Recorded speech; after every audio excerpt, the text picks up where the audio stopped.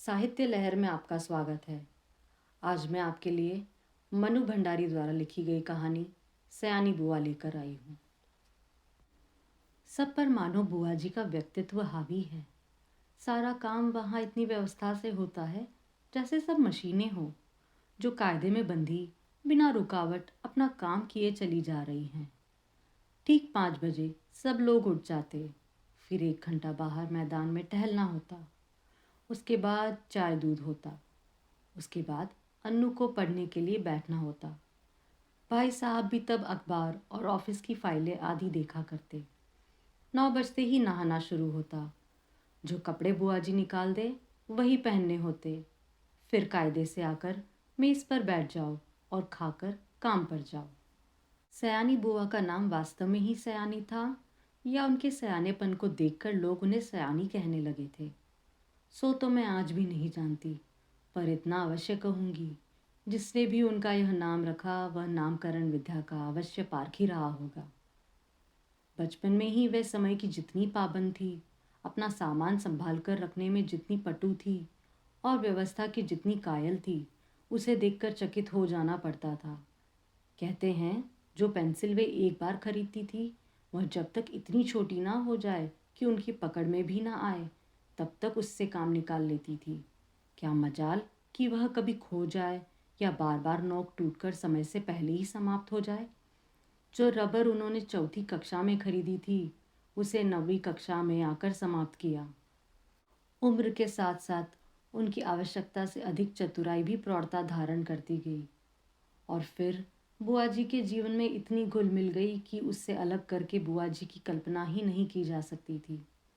उनकी एक एक बात पिताजी हम लोगों के सामने उदाहरण के रूप में रखते थे, जिसे सुनकर हम सभी खैर मनाया करते थे कि भगवान करे वे ससुराल में ही रहे, वरना हम जैसे अस्त व्यस्त और अव्यवस्थित जानों का जीना हराम हो जाएगा। ऐसी ही सयानी बुआ के पास जाकर पढ़ने का प्रस्ताव जब मेरे सामने रखा गया तो कल्पना कीजिए मुझ पर क्या बीती होगी। मैंने साफ इनकार कर दिया कि मुझे आगे पढ़ना ही नहीं, पर पिताजी मेरी पढ़ाई के विषय में इतने सतर्क थे कि उन्होंने समझाकर, डांटकर और प्यार दुलार से मुझे राज़ी कर ही लिया। सच में राज़ी तो क्या कर लिया, समझिए अपनी इच्छा पूरी करने के लिए बाध्य कर दिया और भगवान का नाम गुहारते गुहारते मैंने घर से विदाई ली। इसमें संदेह नहीं कि बुआ जी ने बड़ा स्वागत किया, पर बचपन से उनकी ख्याति सुनते सुनते उनका जो रौद्र रूप मन पर छाया हुआ था, उसमें उनका वह प्यार कहाँ तिरोहित हो गया मैं जान ही नहीं पाई। हाँ, बुआ जी के पति, जिन्हें हम भाई साहब कहते थे, बहुत ही अच्छे स्वभाव के व्यक्ति थे और सबसे अच्छा कोई घर में लगा तो वो उनकी 5 वर्ष की पुत्री अनु। घर के इस नीरस और यंत्र चालित कार्यक्रम में अपने को फिट करने में मुझे कितना कष्ट उठाना पड़ा और कितना अपने को काटना छाटना पड़ा, यह मेरा अंतर्यामी ही जानता है। सबसे अधिक तरस आता था अन्नू पर। वह इस नन्ही सी उम्र में ही प्रौढ़ बन गई थी। ना बच्चों सा उल्लास, एक अज्ञात भय से घिरी रहती थी। घर के उस वातावरण में कुछ ही दिनों में मेरी भी हंसी खुशी मारी गई। यो बुआ जी की गृहस्थी जमे 15 वर्ष बीत चुके थे, पर उनके घर का सारा सामान देखकर लगता था मानो सब कुछ अभी कल ही खरीदा हो। गृहस्थी जमाते समय तो कांच और चीनी के बर्तन खरीदे थे, आज भी जो के तो थे, जबकि रोज़ उनका उपयोग होता था। वह सारे बर्तन स्वयं खड़ी होकर साफ करती थी। क्या मजाल कोई एक चीज़ भी तोड़ दे। एक बार नौकर ने सुराही तोड़ दी थी। उस छोटे से छोकरे को उन्होंने इस कसूर पर बहुत पीटा था। तोड़ फोड़ से तो उन्हें सख्त नफरत थी। यह बात उनकी बर्दाश्त के बाहर थी। उन्हें बड़ा गर्व था अपनी इस व्यवस्था पर। वे अक्सर भाई साहब से कहती कि यदि वे इस घर में ना आती तो ना जाने बेचारे भाई साहब का क्या हाल होता। मैं मन ही मन कहा करती थी, और चाहे जो भी हाल होता, हम सब मिट्टी के पुतले ना होकर कम से कम इंसान तो आवश्यक हुए होते। बुआ जी की अत्यधिक सतर्कता और खाने पीने के इतने कंट्रोल के बावजूद अनु को बुखार आने लगा। सब प्रकार के उपचार करने कराने में पूरा महीना बीत गया। पर उसका बुखार ना उतरा। बुआ जी की परेशानी का पारा नहीं। अन्नू एकदम पीली पड़ गई। उसे देखकर मुझे लगता मानो उसके शरीर में ज्वर के कीटाणु नहीं, बुआ जी के भय के कीटाणु दौड़ रहे हैं। आखिर डॉक्टरों ने कई प्रकार की परीक्षाओं के बाद राय दी कि बच्ची को पहाड़ पर ले जाया जाए और जितना अधिक उसे प्रसन्न रखा जा सके रखा जाए। सब कुछ उसके मन के अनुसार हो, यही उसका सही इलाज है। पर सच पूछो तो बेचारी का मन बचा ही कहाँ था। भाई साहब के सामने एक विकट समस्या थी। बुआ जी के रहते यह संभव नहीं था, क्योंकि अनजाने ही उनकी इच्छा के सामने किसी और की इच्छा चल ही नहीं सकती थी। भाई साहब ने शायद सारी बात डॉक्टर के सामने रख दी। तभी डॉक्टर ने कहा था कि माँ का साथ रहना ठीक नहीं होगा। बुआ जी ने सुना तो बहुत आनाकानी की, पर डॉक्टर की राय के विरुद्ध जाने का साहस वे कर नहीं सकी, सो मन मारकर वही रही। जोर शोर से अन्नू के पहाड़ जाने की तैयारी शुरू हुई। पहले दोनों के कपड़ों की लिस्ट बनी, फिर जूतों की, मोजों की, गरम कपड़ों की, ओढ़ने बिछाने के सामान की, बर्तनों की। हर चीज़ रखते समय वे भाई साहब को सख्त हिदायत कर देती थी कि एक भी चीज़ खोनी नहीं चाहिए। देखो, यह फ्रॉक मत खो देना, 7 रुपए मैंने इसकी सिलाई दी है। यह प्याले मत तोड़ देना, वरना 50 रुपए का सेट बिगड़ जाएगा। और हाँ, गिलास तो तुम तुच्छ समझते हो, उसकी परवाह ही नहीं करोगे। पर देखो, यह 15 बरसों से मैंने पास रखा है, कहीं खरोच तक नहीं आई। तोड़ दिया तो ठीक ना होगा। प्रत्येक वस्तु की हिदायत के बाद वह अन्नू पर आई। वह किस दिन किस समय क्या खाएगी उसका मेन्यू बना कर दिया। कब कितना घूमेगी, क्या पहनेगी, सब कुछ निश्चिंत कर दिया। मैं सोच रही थी यहाँ बैठे बैठे ही बुआ जी ने इसे ऐसा बांध दिया है कि बेचारी अपनी इच्छा के अनुसार क्या खाक करेगी।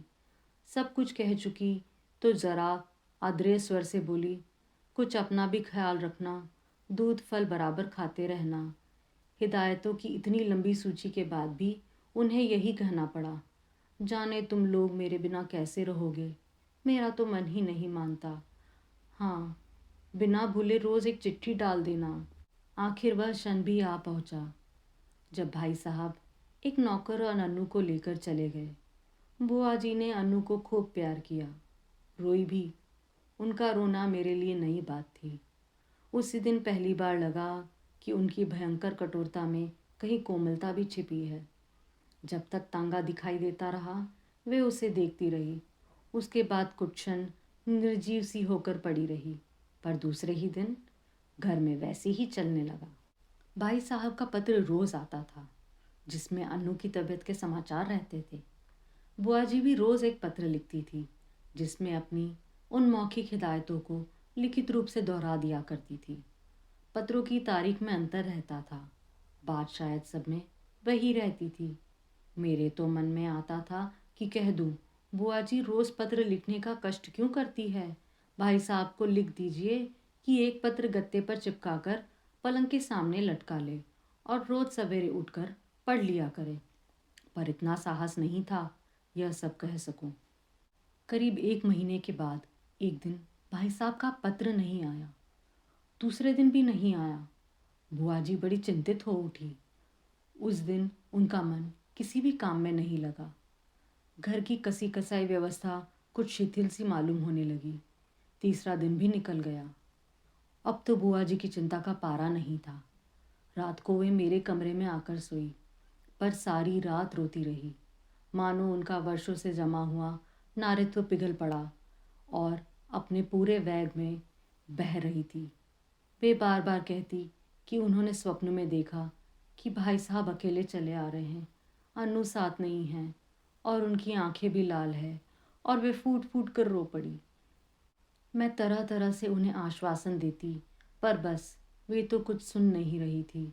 मेरा मन भी कुछ अन्नू के ख्याल से, कुछ बुआ जी की यह दशा देखकर बड़ा दुखी हो रहा था।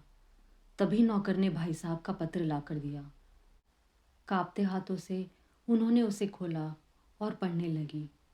मैं भी सांस रोककर बुआ जी के मुंह की ओर देखने लगी। एकाएक पत्र फेंककर सिर पीटकर बुआ जी चीख कर रो पड़ी। मैं धक्क रह गई। आगे कुछ सोचने का साहस ही नहीं रहा। आंखों के आगे अन्नू की भोली सी सूरत, नन्ही सी तस्वीर घूमने लगी। तो क्या अब अन्नू सचमुच ही संसार में नहीं है? यह सब कैसे हो गया? मैंने साहस करके भाई साहब का पत्र उठाया। लिखा था, प्रिय सयानी, समझ में नहीं आता किस प्रकार तुम्हें यह दुखद समाचार लिखूं, किस मुंह से तुम्हें यह दुखद समाचार सुनाऊं। फिर भी रानी, तुम इस चोट को धैर्यपूर्वक सह लेना। जीवन में दुख की घड़ियां भी आती है और उन्हें साहसपूर्वक सहने में ही जीवन का महानता है। यह संसार नश्वर है। जो बनता है वह एक ना एक दिन मिट्टी ही होता है। शायद इस तथ्य को सामने रखकर हमारे यहाँ कहा है कि संसार की माया से मोह रखना दुख का मूल है। तुम्हारी इतनी हिदायतों के और अपनी सारी सतर्कता के बावजूद मैं उसे नहीं बचा सका। इसे अपने दुर्भाग्य के अतिरिक्त और क्या कहूँ, यह सब कुछ मेरे ही हाथों होना था। आंसू भरी आंखों के कारण शब्दों का रूप अस्पष्ट से अस्पष्ट होता जा रहा था और मेरे हाथ काँप रहे थे। अपने जीवन में यह पहला अवसर था जब मैं इस प्रकार किसी की मृत्यु का समाचार पढ़ रही थी। मेरी आंखें शब्दों को पार करती जल्दी से पत्र के अंतिम हिस्से पर जा पड़ी। धैर्य रखना मेरी रानी, जो कुछ हुआ उसे सहने की और भूलने की कोशिश करना।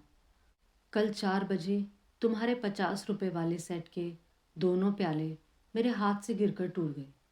अन्नू अच्छी है, शीघ्र ही हम लोग रवाना होने वाले हैं।